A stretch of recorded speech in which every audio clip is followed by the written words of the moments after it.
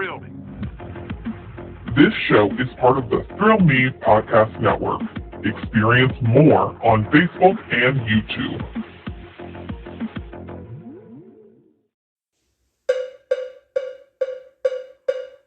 It's Review It Man, reviewing what he can. Movies are his jam, so let's get twisted, man. It's Review It Rob. Heyo, and welcome to a brand new episode of the Review It Rob Show, your one-stop shop for all kinds of fun goodies, from movie reviews, spoiler-free of course, to DC news, horror news, all kinds of movie news around the realm. Sometimes throw in some video game news, TV news, whatever kind of news that seems interesting I throw out here at you, man. But appreciate you joining in and listening to the show here on the Thrill Me Podcast Network, where you can find all kinds of goodies, from the Metal Groove with Tombstone Josh, talking the metal and the music goodness. We've got the Haunters podcast crew doing some slasher report stuff, talking some Evil Dead, all that good stuff. We got some Core Memory Unlocked. We got some This Is Growing Up. We got Mr. Wonderful throwing his stuff out there. All kinds of fun stuff going on here on the Thrill Me Podcast Network. Make sure you hit that like, subscribe, share, be it YouTube, Instagram, wherever you're at, man. Share that as well as the show, man. Hit that like, subscribe, rate the show on Apple, whatever you can do. Appreciate you. But yeah, again, thank you for joining into the show. We've got two movie reviews again for you this week, man. Both of them are horror-centric films, so we're going to talk about two horror films, but, vastly different kind of horror films. Because I had myself a double visit the movie theater week last week since the last time we talked, man. That Regal Unlimited Pass, let me tell you, I am using it for sure. Love that thing, man. So yeah, I got to see two movies last week, and I'll talk about both of those for you. Other than that, not much really going on that I've done. Played a lot of WWE 2K this weekend. A very relaxing weekend. Got to dive into the Mirai stuff there. That was fun. As far as video gaming goes, hopefully it'll be streaming soon. Trying to figure out what I want to do. I will, no promises. But gonna try to stream this week for sure with the Disney games coming out. The Disney Speedster, Disney. Let's not call it Mario Kart game. That's coming out. Speedstorm is what's called. That is releasing this week. I've already purchased it and ready to play it. And I will look forward to streaming that and, losing and all that good stuff. But I am excited to check that out. I have that streaming for you.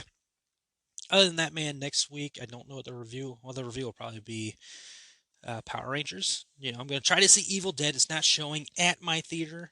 At the moment, there's no show times for it. There is another theater here in South Carolina, that I could possibly go to, but it's out of the way. So who knows if I end up seeing Evil Dead or not. But if I do, of course, I will have that for a review for you. But Power Rangers movie is releasing this week as well, so I'll jump into that and definitely be reviewing that next episode because I am a Power Rangers kid. But nonetheless, let's take a hard turn to Horrorville. Horror, I said Horrorville. Get your minds out of the gutter. Anyways, let's jump into the reviews. Kicking it off with the first film I saw last week in theaters with Renfield. It is rated R strong, bloody violence and some gore. That's definitely gore in this. Language throughout and some drug use. It is a horror comedy. Yes, it is. 1 hour, 33 minutes. Sweet, quick film, and it is currently in theaters. This is a modern monster tale of Dracula's loyal servant Renfield, who is played by Nicholas Hoult in this film, the tortured aide to history's most narcissistic boss, Dracula, who's played by Nicolas Cage. Renfield is forced to procure his master's prey and do his every bidding. You know who Renfield is if you've paid attention to the Universal Monsters. Renfield is ready to see if there's a life outside of the shadow of the Prince of Darkness. Not Ozzy Osbourne, Dracula. What could you imagine? If only he can figure out how to end his codependency. So, my thoughts on the film, and I've seen a lot of people talking about the movie recently, and well, let's get the scores. Rotten Tomato critic score 59%, while the audience is feeling more favorable at an 80%. IMDb has it at a 6.8 out of 10. And again, I share those scores just to let you know there's all kinds of viewpoints when it comes to films. So, my thoughts on the movie itself. Go and get it out of there. I am a huge Dracula fan. Dracula is my Universal monster, right? So I was already excited for that aspect alone. Now going back when they announced the casting and all that stuff that Nicolas Cage was playing Dracula. I'm like, that's a bold, interesting take. Because you think about Nicolas Cage, especially his latest roles, very you know outlandish, over the top, insane, crazy, just acting his ass off and all that stuff. So you think about that going into this film. I'm like, okay, that's interesting. Now looking at Nicholas Hoult, not very familiar with him. I know he was in the X-Men franchise and stuff of that nature, but I'm not extremely familiar with Nicholas Hoult other than hearing that he was in the running to play the Batman with Robert Pattinson, and that did not end up working out. But other than that, didn't know much about Nicholas Hoult going in. But the movie itself, I did honestly really have a good time with and enjoyed it. It's 1 hour and 33 minutes again. Breeze, I didn't have any moments where I was like, meh, this is dragging on too long, or this part's boring, or that part's boring. I don't need this or anything like that. I had a really good time with the movie. It is an over the top film, without a doubt. Not as insane as like a Mandy, like other Nicolas Cage movies like that or anything. But, I said it in my quick thoughts after the movie video, which you can see up on our YouTube, the Throwing Podcast Network's YouTube. It has that, I guess, Evil Dead kind of vibe to it, where it is very outlandish and over the top and gory and things of that nature. Maybe not 100% the same kind of style, but you can get it. With the over the topness of the bloody violence and gore and all that stuff is where the Evil Dead aspect comes into me, but comes in for me. But into the review. um, love mixing up words. It's always fun. But that's where I was getting at with that. And I did enjoy it. It felt like a good film, like a solid enough film that again, I had a really good time with. I liked the story of it. I liked the idea of, and you've seen this in the trailers, of Renfield going to try to get help to get away from his codependency of Dracula. He wants to get out of that lifestyle, and he wants to live his own life and no longer have to be the servant to Dracula anymore. And then Nicolas Cage's Dracula is just a freaking idea that ends up working because he is killing it in this movie. And I do love, and this is not a spoiler, I do love, because they were talking about this before the film came out, that it is kind of a continuation of the 1930s classic film. And that's one of the things I loved a lot about this movie, is that it did pay homage to the classic Dracula stuff. And, again, not spoiling anything, obviously, but it was awesome that they did play homage and all that stuff to the classic Dracula. And they've talked about that because that is important. This is, of course, a Universal film. And Universal Pictures created the monster films, and they've created the Dracula stuff. So them paying homage to the characters and everything was awesome, and I'm glad they did that. Now, it is not tearing up at the box office by any means, but we'll get back to box office after we talk The Pope's Exorcist. But overall, Renfield, I think, was a very enjoyable film. I'm glad I went out to see it in theaters, and it's worth checking out. Honestly, if you're into just an insane over the top film. Now, it does have some story arc to it, and it does have some heart to it, but mostly it is, what you kind of expect with a Nicolas Cage playing Dracula kind of picture, and again, it is rated R, and there's just some over the top moments, without a doubt, so if you're a little squeamish about pourings of blood, maybe not, the film for you, but if you're like myself, who is freaking insane for horror films, you will have a good time with this horror comedy. Remember, that's the main thing to remember about this movie. It is a horror comedy. It's not taking itself overly serious. It is a fun time horror film, if that makes sense for you. Not as, like Ghostbusters fun comedy horror. It's definitely darker and definitely more violent and gory, but it is a horror comedy that we're checking out. And again, it's only an hour and 33 minutes. It's not a long wait or a long spending of your time. You can definitely get into theaters. Come straight into the theater, sit down, watch the movie, and have a good time. So Renfield, that's my thoughts, man. I really enjoyed that movie and had a good time with it. It's not gonna beat Megan for me. It's not gonna beat Super Mario Brothers, but we have the end of the year to figure out rankings and all that stuff, if it stays in the top 10 or not.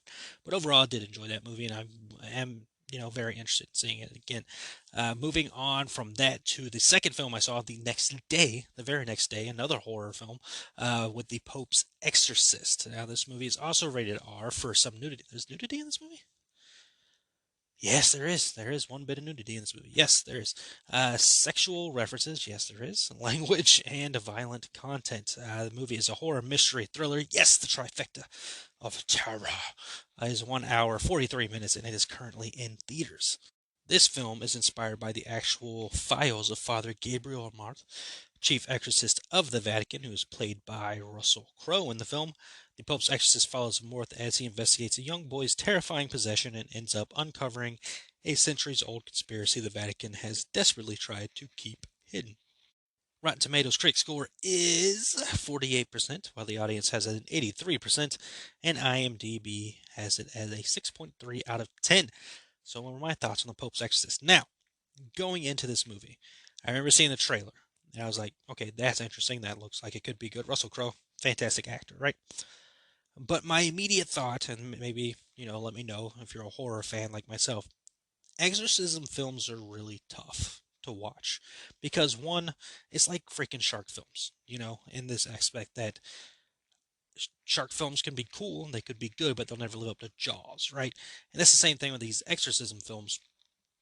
You might find a good one here or there. A lot of them are kind of hit and miss, and a lot of them are kind of forgettable, but they'll never live up to The Exorcist. And of course, later this year, we have an Exorcist film scheduled to release, a sequel to the original Exorcist. So when, this movie's coming around, I'm like, yeah, the trailer looks cool, but how's this going to work out? Because exorcism trailers have looked cool before, and then I've watched the movie, I'm like, meh, I could have done without that. Could have watched something else, right?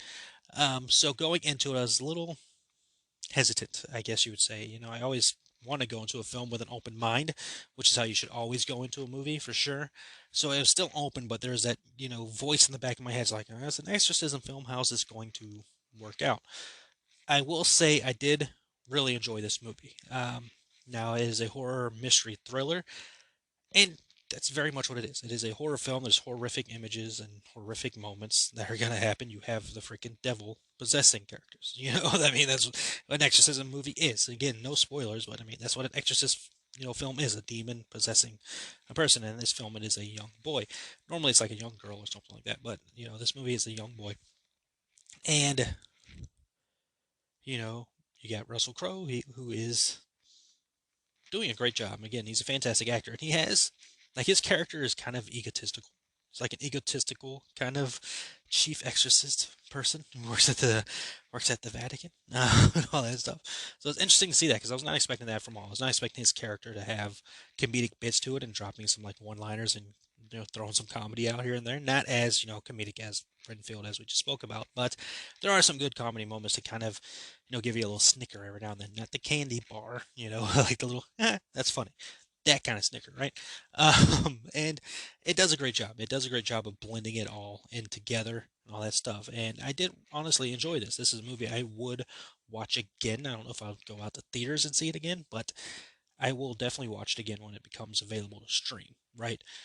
Because I did have a good time with it. Like it surprised me with being an enjoyable movie. Like there's parts of it. Like let's be honest, when a kid is possessed and has to be really evil and demonic and all that stuff, it is a tough thing to pull off because kids are. It's I'm not a kid person personally, but kids aren't. I mean, some people say kids are evil, but it's hard for you to look at this little kid and be like, "Oh, this is freaking evil incarnate and just terrorizing and destroying everything." So there's moments where you're looking at the kid and it makes you like, kind of moments. You know what I'm talking about when you're watching movies. One of those kind of moments, but not all the time. Like the kid did go do a good job of getting pretty creepy, but overall some of the same aspects and vibes and feels and moments that you've had with any kind of exorcism movie or even horror movies in general where I'm trying not to spoil anything here, so I don't want to go into it that much. But if you've seen an exorcism movie, the bits and pieces that you're finding here. So obviously, Russell Crowe's character comes into this house, the family. He's there to help the young boy get rid of the possession and all that stuff, which leads to a bunch of insanity and things going off here, going off there, and there's images and yada yada yada and all that stuff.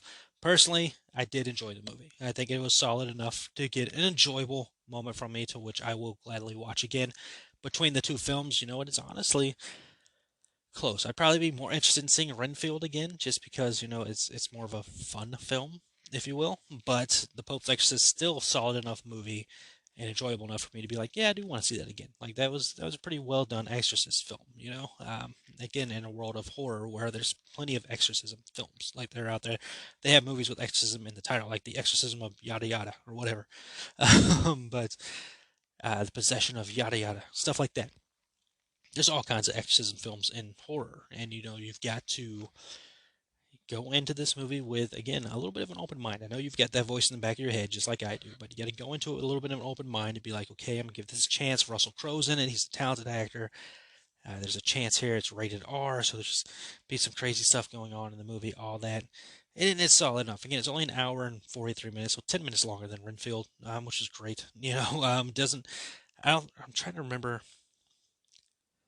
Yeah, no, I didn't have any moments during this movie either where I was like, this is taking too long. I don't need this scene or anything like that, man. Like everything built to where it needed to build to, and it was, you know, that thriller aspect of it to where it's building, and you know, you see what's happening, and you get the vibe of what's going on, and then the mystery of it all. You're like, okay, where is this connecting to, and how's this going to connect to this, and all that.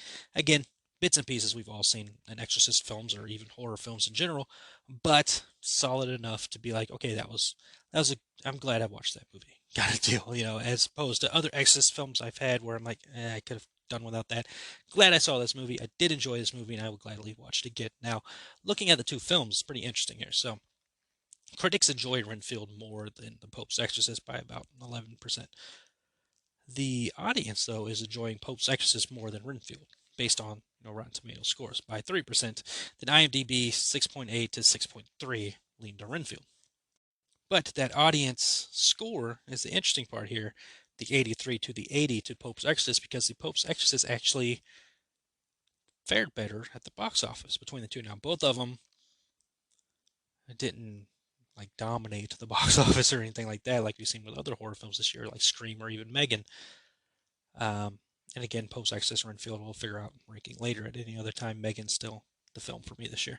But you know, they're up against a juggernaut of a film that I don't know if many people expected to be a juggernaut of a film with the Super Mario Brothers movie. That movie is just killing it. It's on its way to $1 billion, it looks like. Um, so yeah, the Pope's Exorcist did better than Renfield, which has started people asking questions about, is Nicolas Cage a box office star or whatever? Like people are gonna say a movie if Nicolas Cage did it. I know he's in a lot of like at home movies released on streaming or whatever kind of films, which have all been very well received, it seems. But yeah, Super Mario Brothers is just gonna seemingly dominate the box office for a while. We'll see how Evil Dead ends up doing. Again, it's not opening at my theater, so it makes me wonder what other theaters it's not opening at. You know, because normally all like I've never had this issue where like a big film is not releasing at the theater I always go to. It's weird to me. It's leading to that question of like, what other theaters is Evil Dead not opening in? You know, so we'll see how things turn out with Evil Dead versus Super Mario. Now, the difference here being, even though Renfield is connected to the Universal Monsters and classic big name, not a property that a lot of people are going insane about. We had the Invisible Man a couple years that did very well. But, we had the Dark Universe before that, which I personally enjoyed, but that did not do as well at the box office and all that stuff. But at the same time, people hated Tom Cruise back then, but they love Tom Cruise now. I don't know. People are fickle. And I'll have some Universal Monster news coming up later when we get into the news. But, then you get into Pope's Exorcist, which is, not really attached to anything. It's just an Exorcist film. So maybe, the name value of Evil Dead could help out a little bit. I wouldn't say Evil Dead is a bigger name value than Universal Monsters, but it's a little more. I can't even say that. I will say the marketing for Evil Dead, I've seen that movie everywhere. I did see Renfield a lot. I did not see the Pope's Exorcist all that much. I did see it during a WWE pay-per-view, of course, but WrestleMania. But I didn't see it nearly as much as Renfield, and I've seen Evil Dead more than both of them. So Evil Dead's probably marketed much better, which could lead to a better box office for it. So we'll see if that gets a horror film back into number one. But again, what amount of theaters is it going into? Because it's already not at one, that I know of. So as of now, maybe they'll release dates later. I don't know what's going on there, but we'll see what ends up happening there. But nonetheless, two films that I thoroughly enjoyed, and I say definitely check out. Yeah, go to it. Especially if you got this unlimited card, do it, man. All right, let's take a break from the horror. Let's jump into the DC news. Starting off with the Penguin. We got a teaser trailer for the Penguin series that will be hitting HBO Max. soon to be titled. We'll get to that later. But this show, of course, takes place after the Batman film and leads into the next Batman movie. But it looked freaking awesome. I love that trailer. Wish I would have done a reaction to it, but that little teaser we got was awesome. I don't know if it counts as a trailer per se. It's definitely a teaser that showed us some images and some behind the scenes of camera shooting and all that stuff. It looks freaking like it's going to be great. Colin Farrell doing his thing. I can't wait to see that show. Let's see, today the Russo brothers say they are open to directing in the Batman the Brave and the Bold film that has been announced for the DCU. Would you be interested in seeing the Russo brothers come over to DC after working on all these Marvel projects and doing pretty good over there?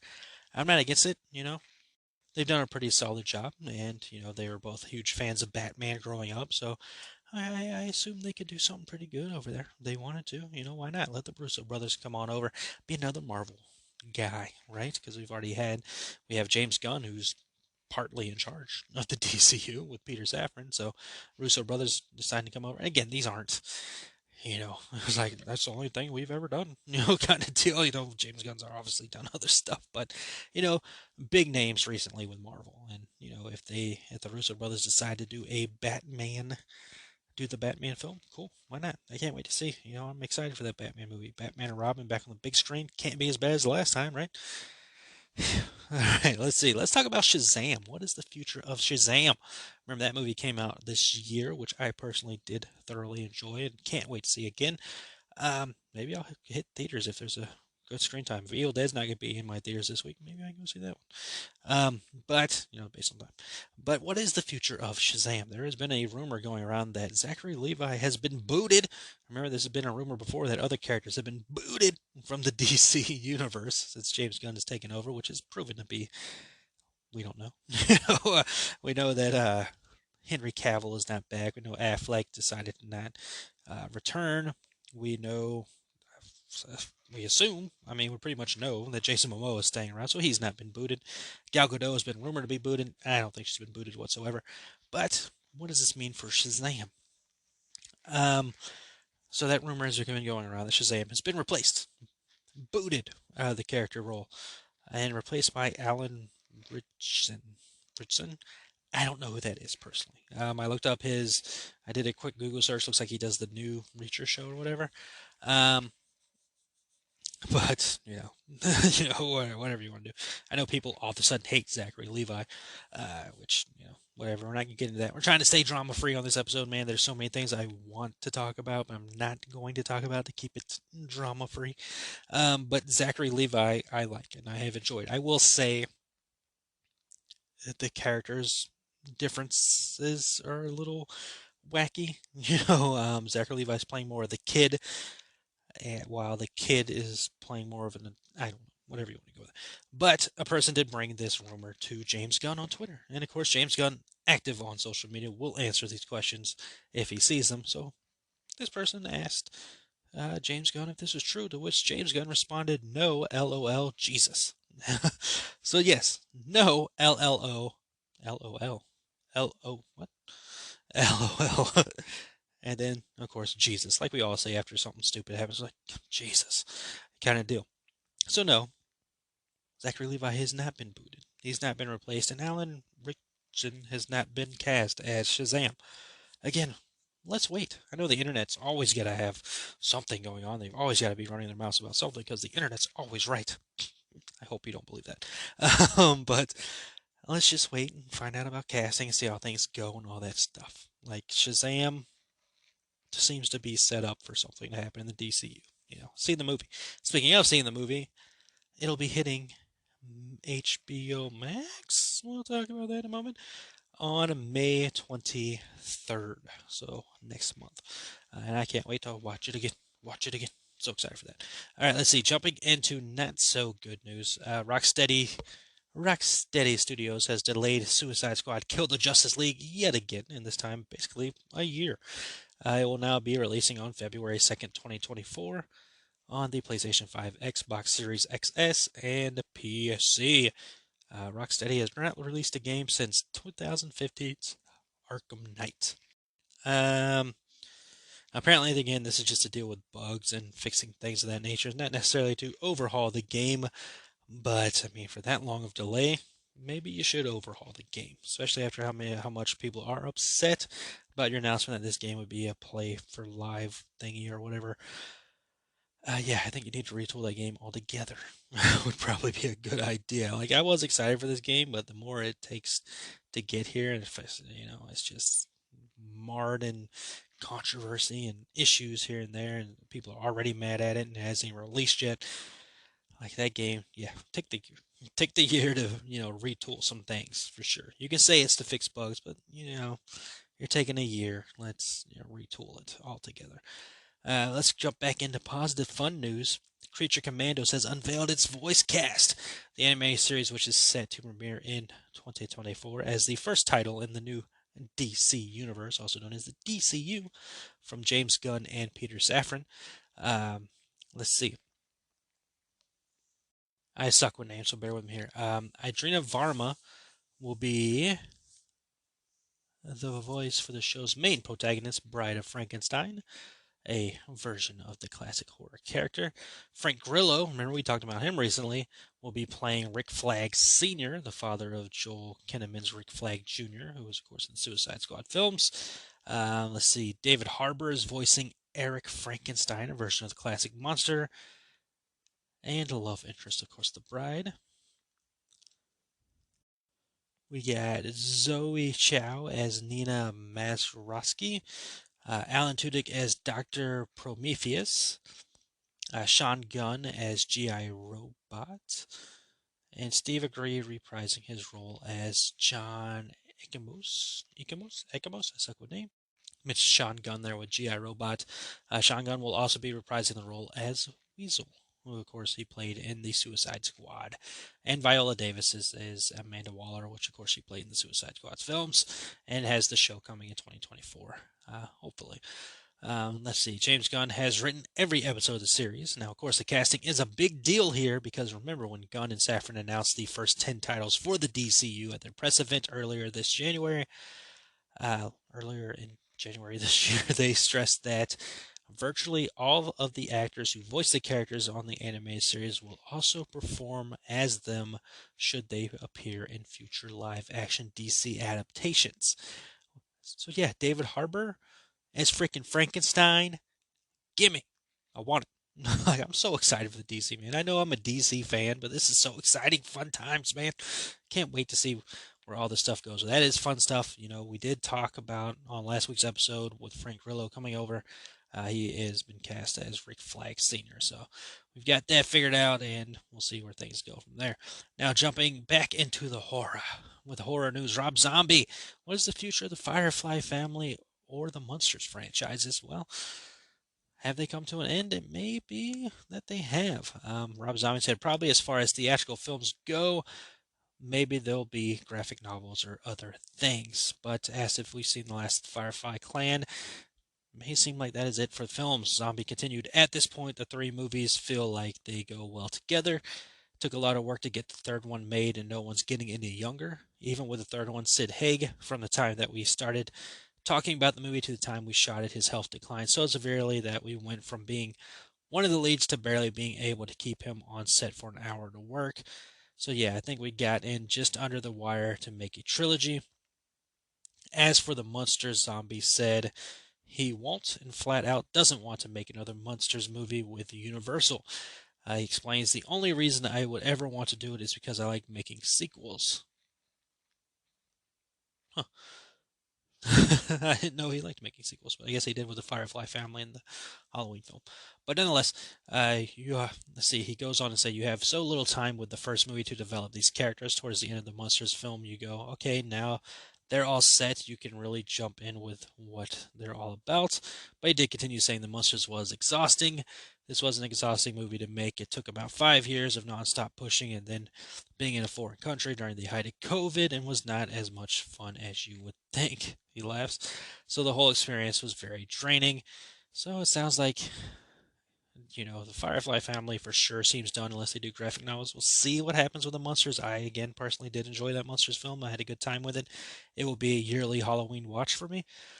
But it sounded like he had a tough time there shooting the film, which, again, was during COVID times. Maybe he can figure something else out now that he's, created a universe there. But we'll see how Universal plans to do things. Of course, we can always assume that Zombie will focus on his music next, which is fine because I do love his music.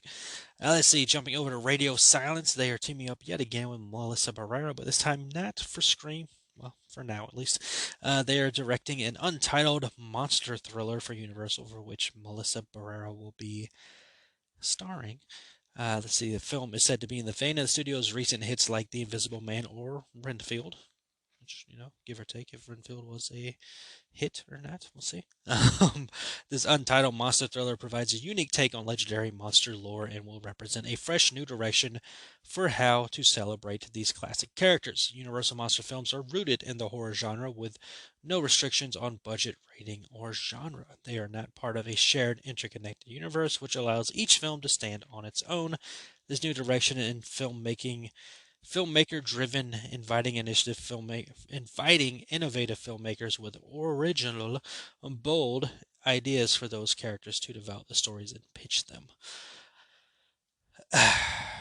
Again, I was very interested in the Dark Universe, but whatever. That's fine if they're making these non-connected films. I'm fine with films not being connected to each other. I did enjoy The Invisible Man. I really enjoyed Renfield. I'm excited for this. Looking at Melissa, I mean, you have to go Bride, right? I mean, she could pull off Bride. I don't know what's going on with Bride of Frankenstein. I think the last thing I remember seeing with Bride of Frankenstein that Elizabeth Banks was working on something. I don't know if that's still happening. I don't remember. I haven't heard anything about that recently. And then I think Scarlett Johansson was doing one with A24, which I also haven't heard anything about. I want to say that was announced 2020. So, yeah, nothing's come out from there. So, I would just, do Bride. Let Melissa Barrera be the Bride of Frankenstein. Why not? Have a good time with it. Radio Silence and Melissa have done great with the Scream films lately. Radio Silence has done good with the Scream films and, Ready or Not and all that stuff. So, give it to them, man. I'm interested in either way, wherever it goes. It doesn't have to be Bride of Frankenstein. I'm interested in the Universal monsters in general. So, more power to them. Let's see how that works out. Let's see. James McAvoy and Blumhouse are re-teaming for a remake of the Danish thriller film Speak No Evil, which will release on August 9th, 2024. The original 2022 movie, a Danish family visits a Dutch family they met on a holiday. What was supposed to be an idyllic weekend slowly starts unraveling as the Danes try to stay polite in the face of unpleasantness. Well, that sounds like a mystery of what that movie is. It sounds uncomfortable. That's what I was trying to get to there. Sounds like an uncomfortable movie. I mean, James McAvoy, talented actor. He was at Universal Studios today, actually. Universal. Blumhouse is always making salted, it seems. I'll see it, of course. I'll see it. We'll see how that all works out. And finally, in horror news, before jumping into other realms, Insidious, The Red Door. We know that is coming this year, this summer. And we know that a trailer is officially on the way this week as well. On April 19th, 2023, that trailer will be out. Look for Zach from, mini shows here on the Thoroughly Podcast Network. Look for Zach to probably do a trailer review of that. If he does not, I will try to do one. I haven't done a trailer reaction in a while, but pretty sure Zach will get to it before me, which is fine. I have no problem with that whatsoever. Insidious The Red Door will release in theaters everywhere July 5th, 2023. Remember, this one is directed by Patrick, right? Yeah, this one's directed by Patrick Wilson. Looks like the story's by Lee Wanell as well. That's awesome. And produced, of course, by James Wan, Lee Wanell, Jason Blum, all that stuff. So yeah, I mean, there's interest there. I don't know about the Insidious franchise. I don't watch them all that much. Kind of forget about them, to be honest with you. I know the first film was pretty well received. Then I want to say from there they weren't as well received. I don't know. I haven't watched them. Definitely due for a rewatch, especially before this movie comes out. When's it coming out again? July 7th? Probably sneak that in. I got to find out where the streaming and all this stuff. I'd probably sneak in a franchise watch again for there. But again, pay attention to the Podcast Network's YouTube. There should be a reaction to that one that will be up this week. Let's see. Now let's jump into other news. I've been hinting at this throughout the episode. Warner Brothers Discovery has officially announced that HBO Max will be titled just HBO. Nope, kidding. Just titled Max. They have dropped the HBO. They got the HBO out. That's what they did. The name mixes in a big bucket of new content, of course, after Discovery Plus is coming over to join the streaming service and other new original series. There are 3 tiers. We've got the Max Ad Lite, which is $9.99 a month or $99.99 a year to concurrent streams. We have Max Ad Free. What? So that's Max Ad Lite. So light ads and then Max Ad Free. This one is $15.99 a month or $149.99. And then you have Max Ultimate Ad Free at $19.99 a month. I mean, obviously you want to go with the Ultimate, right? Just $4 more. Come on. That's 4 concurrent streams. So there you go. Let's see. But the main thing that they announced, other than that, was the shows. I'm gonna kick it off with the biggest one, as far as I'm concerned. We're getting the Harry Potter TV series. It is officially moving forward. It is officially announced. This is something that's been rumored for quite some time. I've talked about the rumor a couple times on the show. The show's finally happening. Each season of the show will be based on one of the books in the franchise, with Warner Bros. Discovery describing the show as a decade-long series. It'll feature an entirely new cast from the films. J.K. Rowling, the creator of the series, said, "Max's commitment to preserving the integrity of my books is important to me, and I'm looking forward to being part of this new adaptation, which will allow for a degree of depth and detail only afforded by a long-form television series," end quote, which is exactly the exciting part about this. And we've heard this with any book turned into movie, that the book was better, man. The book had more detail, man. The book had more awesome stuff in it, man. I can't believe they left this out, man. Now you're getting a full-on television show of the books. Of course, I'm sure there'll be some stuff still left out, but full seasons based on the books. There's 7 books, so they said a decade-long series, so they're gonna be drawing this stuff a little bit longer than that 7, right? I mean, that last book's super long, right? So I'm excited, man. I know there's mixed feelings around the Wizarding World, but I love the Wizarding World. I've loved it since God, 2000. So yeah, I've been in love with this series over 20 years, and I'm so excited for this show. I cannot wait to see what they end up doing with this. Now, also speaking of shows I'm very excited for, and can't wait to see what they do with this, HBO Max, or just Max, is developing a TV series based on the Conjuring universe. According to Warner Brothers, Conjuring television series will continue the story established in the feature films. Producer Peter Safran is attached to executive produce the series. James Wan will also produce, and he, of course, directed several films within the franchise and then talks to executive produce. Wan's Talk Monster Productions is backing the project alongside Warner Brothers, which that's good to see that they're still attached to everything, man. I love the Conjuring universe. The Conjuring universe is one of my favorite universes, and I was wondering where they're going to go with things. I don't know what movies are next. I think The Nun 2 is the only one that's actually been announced that's still happening. So it makes me wonder what's next. Are they just going to stick with the television shows on the HBO Max? And then what does that open for? Remember, we were supposed to get a Crooked Man film that never got off the ground, right? So now you make it a series, right? What other kind of series can you do? All kinds of. There's plenty of, Warren artifacts that could be told in a show. So that's very exciting. Like, that is very exciting and interesting, and I can't wait to see what they do with that as well. So 2 very cool, interesting shows coming to Max sometime in the future. Like, that's awesome. Another show we know that's coming is the It prequel series, Welcome to Derry. And we've got kind of a time frame here. It's expected sometime in 2024. We don't have an official release date, but that's cool, man. Can't wait to see how that show turns out as well. I've enjoyed all the It films, from the mini TV film to the 2 films that recently came out. It's very interesting to me. We don't know if Bill Skarsgård's back or not. We'll see how that all plays out. But again, something else to look forward to on the Max. All right, now, no longer Max news, just other news here.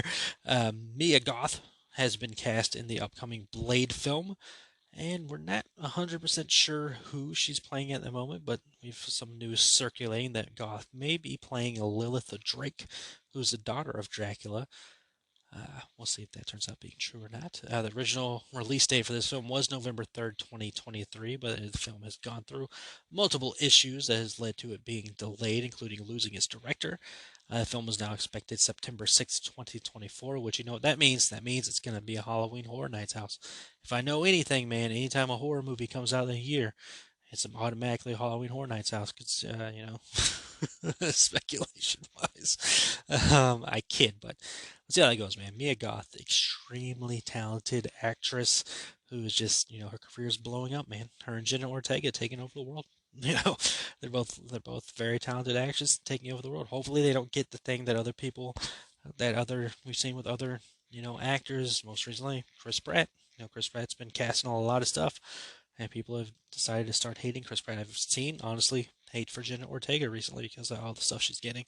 Hopefully, it doesn't end up happening with Mia Goth because people are just, again, fickle. People are so stupid. Like, oh my god, all these people are getting cast and everything. I hate them all of a sudden. Nah. Like, shut up. All right, last bit of news here. Live action Knuckles series is hitting Paramount Plus with Idris Elba reprising his role as the voice of Knuckles. The film will take place between the events of Sonic the Hedgehog 2 and Sonic the Hedgehog 3, which is slated to hit theaters December 20th, 2024. Man, 2024 is stacking up to be a good year as well, man. We have been, as a pain in the ass as COVID was, man, it has stacked all this entertainment right after it. Like, all this stuff just happening. So that's exciting. I still have not seen Sonic the Hedgehog 2. I've heard it is very good. I should probably check that out soon. Sonic the Hedgehog 3. I should have known that was happening, but it escaped my mind. Hopefully Jim Carrey's in it. We'll see. But that's exciting news, man. More Sonic stuff. They're looking over there at Mario right now. It's like, because the Sonic films were very highly regarded as the best video game films. And then Super Mario came out and, hit the freaking block and got that mushroom and, grew and came this monster of a powerhouse of a film, man. I don't know if anybody expected that. Like, you were hoping and, like, oh, it's going to do good. It's going to do good. It's Mario. It's a huge property, but doing it as well as it is, can't say that's not surprising.